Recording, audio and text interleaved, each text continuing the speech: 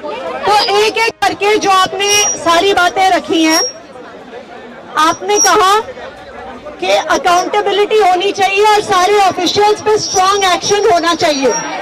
ये तो जो हमारे पास देखिए, जो हमारे पास सबसे पहली प्रिलिमिनरी रिपोर्ट आई, इंक्वायरी रिपोर्ट, 2 दिन में प्रिलिमिनरी रिपोर्ट ही आती है।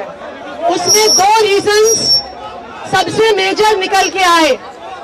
सबसे पहला रीजन, एक मिनट पकड़ लेंगे आप, सबसे पहला रीजन ये निकल के आया कि जो ड्रेन था जिससे पानी की निकासी होनी थी, उस ड्रेन पर सारे कोचिंग सेंटर्स ने इंक्रोच कर लिया था, इसलिए पानी बहकर नहीं जा रहा था।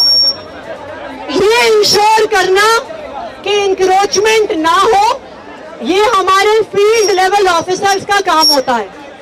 तो ये क्लियर है, ये तो बिल्कुल प्राइमा फेसाई क्लियर है कि फील्ड लेवल इंजीनियर्स ने अपना काम नहीं किया, क्योंकि इसलिए हमने फाइनल इंक्वायरी रिपोर्ट का भी इंतजार किए बिना जो फील्ड लेवल सबसे जूनियर इंजीनियर था उसको परमानेंटली टर्मिनेट कर दिया और जो असिस्टेंट इंजीनियर था उसको सस्पेंड कर दिया। लेकिन आप ये मत सोचना कि हमने सबसे जूनियर लोगों को निकाल के बाकी ऊपर वालों को बचा लिया, ऐसा नहीं होगा। पहले इंक्वायरी रिपोर्ट आने दीजिए। देखिए, अगर पूरी इंक्वायरी रिपोर्ट के बिना हम एक्शन लेंगे तो सब जो कसूरवार हैं वो बच जाएंगे। पहले मैंने 7 दिन का समय दिया है, एक मैजिस्ट्रियल इंक्वायरी होती है। आप लोग यूपीएससी की तैयारी कर रहे हैं, सीआरपीसी के सेक्शन 2G में बनती है वो, और ये जो भारतीय नागरिक सुरक्षा संहिता में बनी है उसके सेक्शन 173 में एक मैजिस्ट्रियल का प्रावधान होता है। वो कोर्ट ऑफ लॉ में एक लीगल इंक्वायरी होती है, वो सिर्फ किसी एक अफसर के साइन से नहीं होती, वो क्रिमिनल प्रोसीजर कोड के तहत होती है।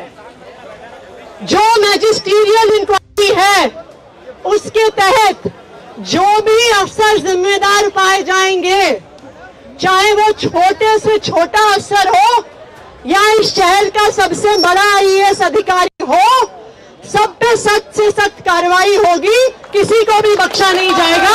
मैं आपसे वादा करके जा रही हूँ।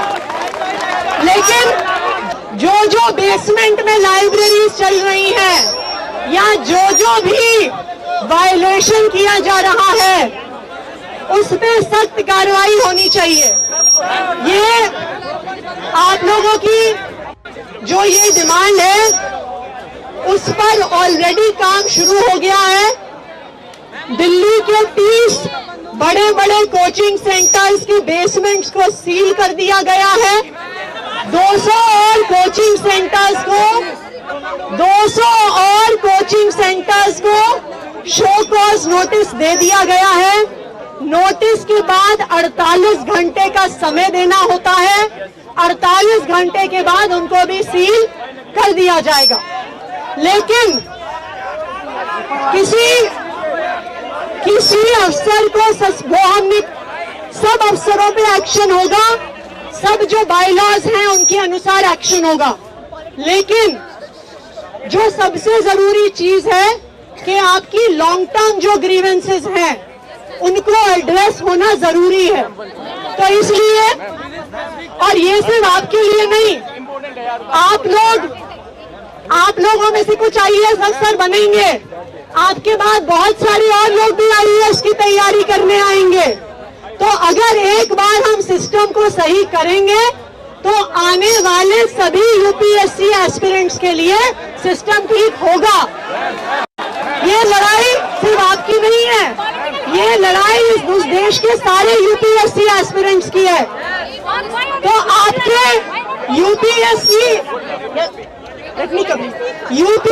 एस्पिरेंट्स के लिए और आपके अलावा जो बाकी कोचिंग सेंटर्स में भी लोग तैयारी करते हैं, बैंक के एग्जाम की, जेईई नीट की, उन सब के लिए जो आपके सारे इश्यूज हैं, which includes regulation of fees, जो आपकी इश्यूज हैं रेंट, ब्रोकरेज, जो आपके इश्यूज हैं हाई इलेक्ट्रिसिटी कॉस्ट, जो ग्रीवेंस रिड्रेसल मैकेनिज्म की आपकी डिमांड है, उसके लिए दिल्ली सरकार एक coaching institute and other allied businesses regulation का कानून लेकर आएगी। आज हमने उसकी घोषणा करी है, जो कोचिंग इंस्टीट्यूट्स को रेगुलेट करेगा और उसके एलाइड बिजनेसेस,